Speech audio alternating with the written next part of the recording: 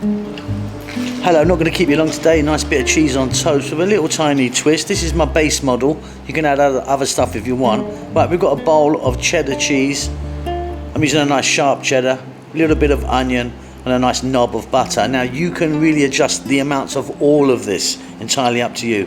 I'm going to drop in some nice hot pepper sauce.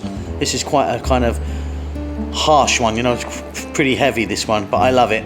Go for something a little bit more kind of gentle if you want. Plenty of black pepper. I'm not going to add any salt because of the cheese and everything. Maybe a teaspoon of ketchup in there, just straight tomato ketchup. And then in I go, got my glove on, I'm just going to give that a little mix up. Squeeze it in between my fingers and stuff like that. And then very simply what we're going to do is we're going to get some toasted bread. I've got 4 slices here. And we're going to place it on, as thick or as thin as you like. We're going to pop it under the grill, job done. Now, like I say, this is my base model, but I sometimes add other things. You can add some kind of peppers in there, some ham, some salami, whatever you like. It's really, really delicious. Play around with it.